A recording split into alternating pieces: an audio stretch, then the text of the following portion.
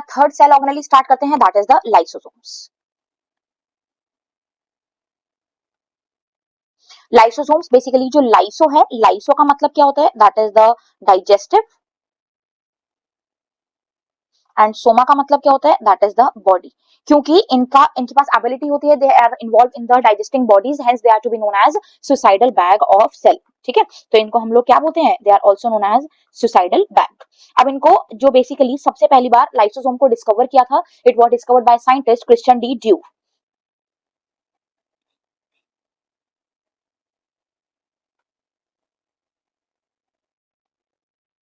ठीक है, तो साइंटिस्ट क्रिश्चियन डी ड्यूव ने ये डिस्कवर किया था लाइसोसोम। बेसिकली अगर हम लोग लाइसोसोम्स की बात करें तो lysosome they are rich in hydrolytic enzyme. Okay, इनके अंदर प्रेजेंट होते हैं हाइड्रोलेजेस, और ये हाइड्रोलिटिक एंजाइम्स जो हैं ये एसिडिक पीएच पर वर्क करते हैं, hence they are to be known as acidic hydrolases. और अराउंड 50 टाइप के एसिडिक हाइड्रोलेजेस यहाँ लाइसोसोम्स के अंदर प्रेजेंट होते हैं, लाइक न्यूक्लियसेस हो गया, फॉस्फेटेजेस हो गया, सल्फेटेजेस हो गया, कार्बोहाइड्रेजेस हो गया, ठीक है, प्रोटीएजेस हो गए। तो ये बहुत सारे यहाँ पर हाइड्रोलिटिक एंजाइम्स हैं जो इस लाइसोसोम के अंदर प्रेजेंट होते हैं। ठीक है ना, और ये जो लाइसोसोम्स है, एज दिस लाइसोसोम इसके अंदर बहुत सारे different different morphological different structure present होते हैं, इसीलिए हम लोग इस लाइसोसोम को पॉलीमॉर्फिक सेल ऑर्गेनेली भी बोलते हैं। ठीक है ना, सो ये जो लाइसोसोम है, lysosome it is contain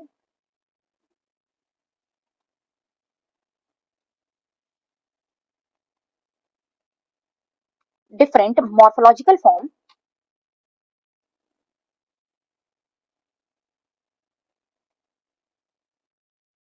hence known as polymorphic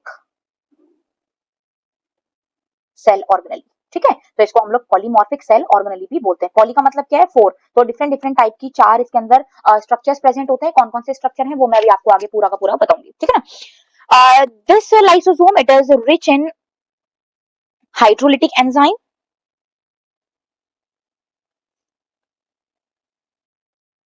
as these hydrolytic enzyme they are active on acidic pH, इसीलिए हम इन एंजाइम्स को क्या बोलते हैं, they are to be known as acidic hydrolases. ठीक है, they are to be known as acidic hydrolases, क्योंकि ये एसिडिक पीएच के ऊपर वर्क करते हैं। Around 50 type of the acidic hydrolases they are present. ठीक है, और इसके एग्जाम्पल कौन कौन से हैं, like proteases, lipases, carbohydrases, nucleases. ठीक है, तो ऐसे बहुत सारे यहाँ पर एंजाइम है, फॉस्फेटेजेस है, सल्फेटेजेस है, ये मैंने लिखवाया नहीं है, बट ऐसे बहुत सारे अराउंड अराउंड 50 टाइप्स के यहाँ पर एसिडिक हाइड्रोलेसिस के अंदर प्रेजेंट होते हैं। ठीक है, अब मैं आपको यहाँ पर इसका एक पूरा स्ट्रक्चर पहले एक बार बताती हूँ कि इसका स्ट्रक्चर होता क्या है। ठीक है, तो इसकी जो वेरियस मॉर्फोलॉजिकल फॉर्म्स होती हैं वो कौन कौन सी होती हैं, एक बार हम उनको लिख करके यहाँ पर इसका स्ट्रक्चर देख लेते हैं। ठीक है ना, सो यहाँ पर various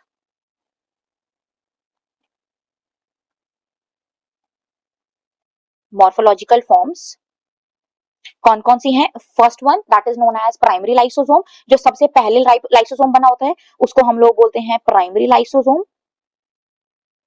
second one that is known as secondary lysosome, secondary lysosome. Third one that is known as autophagic vacuole,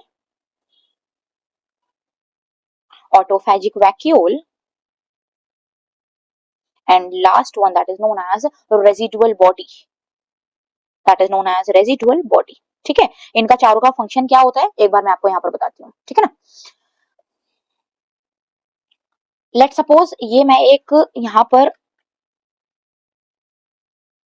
ये मैंने बनाई है कोई एक प्लाज्मा मेम्ब्रेन। ठीक है, लेट सपोज ये हमारी कोई प्लाज्मा मेम्ब्रेन है। अब यहाँ पर सपोज कोई एक फूड प्रेजेंट है। ठीक है, तो ये मैंने आपको जब एक्टिव ट्रांसपोर्ट पैसिव ट्रांसपोर्ट बताया था तो उसमें बल्क ट्रांसपोर्ट भी बताया था, उस बल्क ट्रांसपोर्ट के अकॉर्डिंग मैंने एंडोसाइटोसिस एक्सोसाइटोसिस बताई थी, तो सेम वही टर्म्स यहाँ पर हमें ध्यान रखनी है। ये जो यहाँ पर फूड है, ये फूड यहाँ पर आगे जाकर इस प्लाज्मा मेम्ब्रेन के साथ फ्यूज होगा, ठीक है। ये यहाँ पर हो गया फ्यूज, और फ्यूज होने के बाद में जब ये अंदर की तरफ जाएगा तो प्लाज्मा मेम्ब्रेन एक ऐसा स्ट्रक्चर यहाँ पर फॉर्म कर देती है, ठीक है।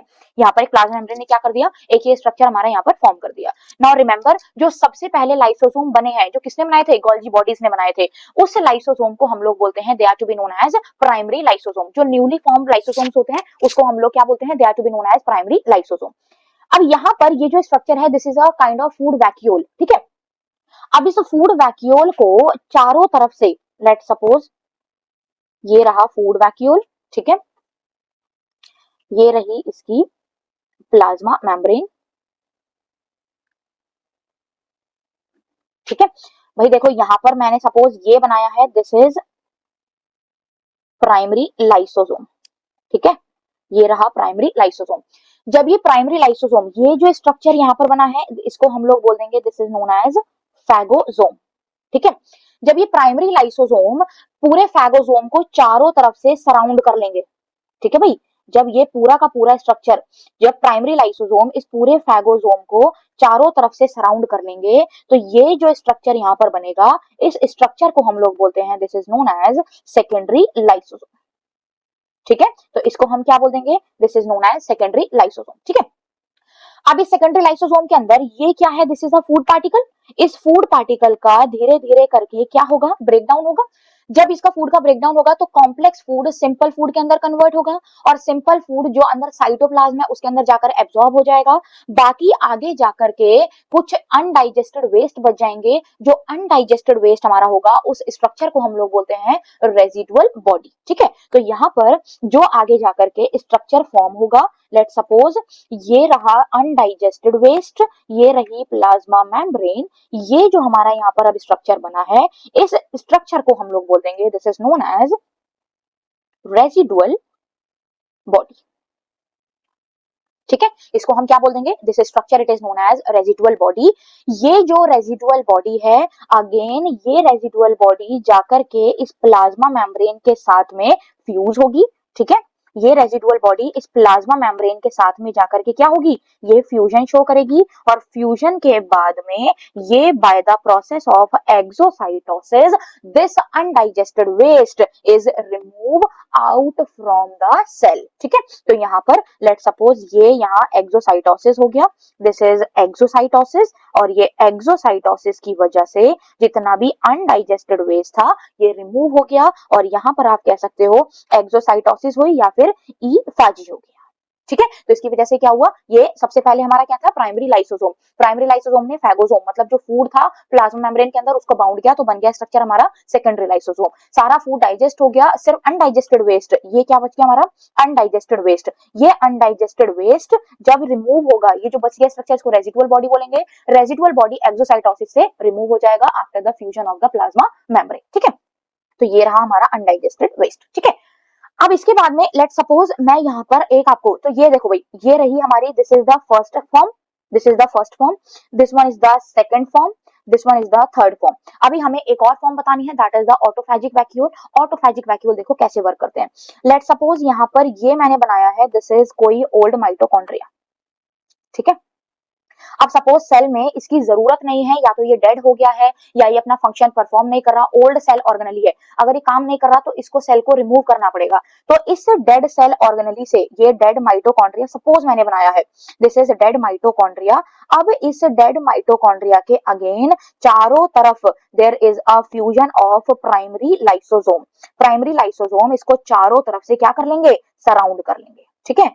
प्राइमरी लाइसोसोम, ये जो स्ट्रक्चर यहाँ पर बनेगा, जिसके अंदर प्राइमरी लाइसोसोम ने किसी भी डेड सेल ऑर्गेनेली को बाउंड कर लिया, इस स्ट्रक्चर को हम लोग बोलते हैं, this is known as autophagic vacuole, ठीक है। इसको हम बोल देते हैं, this is known as fourth structure, that is known as autophagic vacuole. अब श्योरली ये जो प्राइमरी लाइसोसोम है, इनको जो डेड सेल ऑर्गेनेली मिला वो एक काइंड ऑफ फूड है। सेम इस फूड का भी क्या होगा, जो कॉम्प्लेक्स सब्सटेंसेस हैं वो धीरे धीरे धीरे करके किसमें कन्वर्ट होंगे, सिंपल सब्सटेंस के अंदर कन्वर्ट होंगे। जैसे जैसे ये धीरे धीरे कन्वर्ट हो जाएंगे, कन्वर्ट होने के बाद में again this structure it will converted into residual body, ठीक है, तो कुछ तो अनडाइजेस्टेड वेस्ट रहेंगे। अब ये जो रेजिडुअल बॉडी है, again this residual body with the help of the exocytosis ये रिमूव होगा और बॉडी से बाहर हो जाता है। ठीक है, तो इस तरीके से लाइसोसोम जो है वो वर्क करते हैं। समटाइम्स ऐसा होता है कि कई बार जो लाइसोसोम्स हैं वो खुद अपने आप को बर्स्ट कर लेते हैं किसी दूसरे को मारने के लिए, क्योंकि उनके पास कैपेसिटी होती है कि वो खुद को बर्स्ट करके खुद के एंजाइम्स को डाइजेस्ट कर सकते हैं, इसीलिए इसको हम लोग suicidal bag of the cell भी बोलते हैं।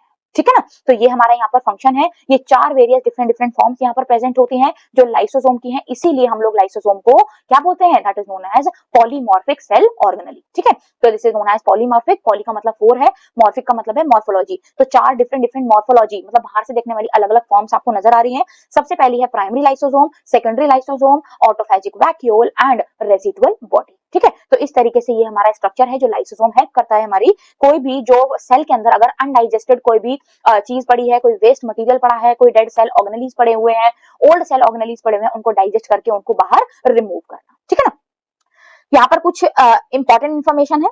आई थिंक बेटा this is very much clear to all of you. मैंने अपना बेस्ट जितना मैं आपको इजी से इजी समझा सकती थी मैंने आपको उतना बताया है। यहाँ पर हम लोग लिखते हैं that is EFG is absent in muscle cell. EFG is absent in muscle cell and liver cell. और मैं आपको एक चीज बता दूं, ये जो लाइसोसोम्स हैं इनका होना बहुत ज्यादा जरूरी होता है। अगर कभी ऐसा हो कि बॉडी के सेल के अंदर लाइसोसोमल एक्टिविटीज नहीं हो रही हैं तो उसकी वजह से सेल के अंदर जो बेकार की चीजें हैं जो यूज नहीं हो रही, जिनका आगे कोई यूज नहीं है, उनका धीरे धीरे करके एक्यूमुलेशन होता चला जाता है, जिसकी वजह से जो सेल है वो हैवी हो जाएगा। ठीक है, सेल हैवी होने की वजह से, अकोमोडेशन होने की वजह से, एग्रीगेशन होने की वजह से सेल हैवी हो जाएगा और इसकी वजह से बहुत सारे हमारे ब्रेन के डिसऑर्डर भी हो जाते हैं। ठीक है ना, सो ये lysosomal activities are very very very very important. Okay ना, सो अगर कभी ऐसा होता है जैसे EFG अगर एब्सेंट हो मसल सेल और लिवर सेल में तो इस टाइप से कंडीशन क्रिएट होती है जिसको हम लोग बोलते हैं दैट इज नोन एज पॉलीनेफ्राइटिस। सो एक कंडीशन होती है जिसको हम लोग बोलते हैं पॉलीनेफ्राइटिस।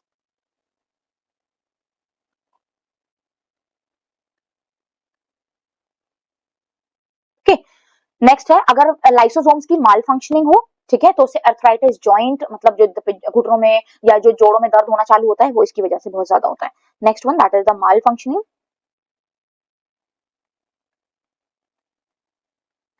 malfunctioning of lysosomes cause arthritis joints and lungs fibrosis। ठीक है, सो आई थिंक बेटा ये आपको समझ में आ गया होगा। नाउ जो अपना नेक्स्ट हमारा लास्ट एंडोमेम्ब्रेन सेल ऑर्गेनेली है that is known as vacuole. तो हम लोग फोर्थ अपना सेल ऑर्गेनेली स्टार्ट करते हैं that is known as vacuole. Okay, so fourth cell organelle that is known as vacuole.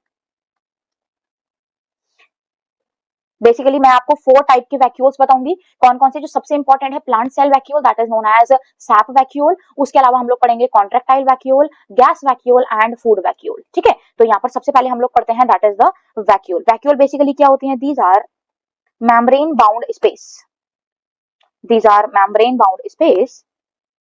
ठीक है, इनके अंदर क्या क्या प्रेजेंट होता है भाई, वाटर प्रेजेंट होता है, इनके अंदर सैप प्रेजेंट होता है as well as excretory product present होते हैं। ठीक है, इनके अंदर एक्सक्रीटरी प्रोडक्ट प्रेजेंट होते हैं। जो वैक्यूल की मेम्ब्रेन होती है, जो वैक्यूलर मेम्ब्रेन है बेसिकली, वैक्यूलर मेम्ब्रेन वो सिलेक्टिवली नहीं सेमी परमिएबल मेम्ब्रेन होती है। ठीक है ना, so it is vacuolar membrane is semi permeable. ये कैसी होती है, सेमी परमिएबल, कुछ ही सब्सटेंसेस को अलाउ करते हैं in and out of the cell. और इस मेम्ब्रेन को जो वैक्यूलर मेम्ब्रेन है, this vacuolar membrane it is known as, this is known as tonoplast. ठीक है, तो जो वैक्यूल की मेम्ब्रेन है बेसिकली सैप वैक्यूल की जो मेम्ब्रेन है, इस सैप वैक्यूल की मेम्ब्रेन को हम लोग टोनोप्लास्ट बोलते हैं। ठीक है ना, तो एक लाइन भी है यहाँ पर, इन प्लांट्स, ये आपके एनसीईआरटी की लाइन है, इन प्लांट्स जो वैक्यूल है, vacuole occupy 90% of volume of cell.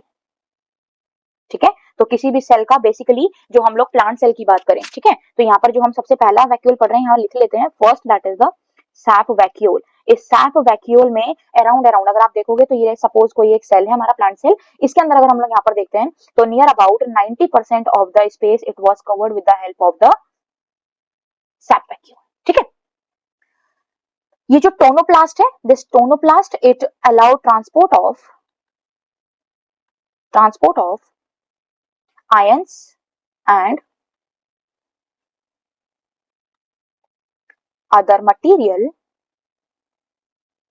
against concentration gradient. I hope बेटा आपको कॉन्सेंट्रेशन ग्रेडियंट का मतलब पता चल गया होगा।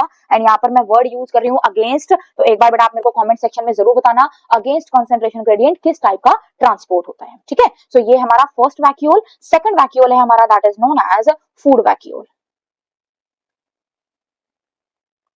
ठीक है, सेकंड वैक्यूल हमारा that is known as food vacuole. Food vacuole किस लिए हेल्प करता है? एनगल्फिंग द फूड, फूड को इनटेक करने के लिए जो हेल्प करता है, बेसिकली प्रोटिस्टाज के अंदर प्रेजेंट है। तो इन प्रोटिस्ट क्या प्रेजेंट है? Helps in engulf of food. Okay, third type का vacuole that is known as contractile vacuole,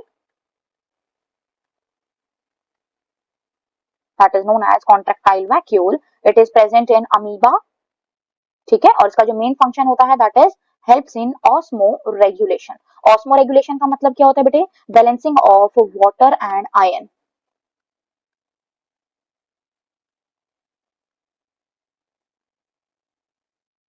ठीक है, वाटर और आयंस की जो बैलेंसिंग करता है वो यहाँ पर हमारा कॉन्ट्रैक्टाइल वैक्यूल करता है। Last type of the vacuole that is known as gas vacuole. Gas vacuole बेटा जो प्रेजेंट है that is it is present in आप कह सकते हो जो बैक्टीरियाज है। ठीक है, दिस इज स्यूडो वैक्यूल क्योंकि इसकी जो मेम्ब्रेन है वो कंप्लीट प्रोटीन एंड लिपिड की नहीं बनी होती है। सो ये किसके अंदर? प्रोकैरियोट के अंदर प्रेजेंट होते हैं। ठीक है, और इसी की वजह से है कि आप देखते हो सराउंडिंग में कितने सारे बैक्टीरिया उड़ रहे होते हैं। तो वो क्यों है? क्योंकि ये जो गैस वैक्यूल है, this gas vacuole it will provide buoyancy. ठीक है ना, तो ये क्या करता है? प्रोवाइड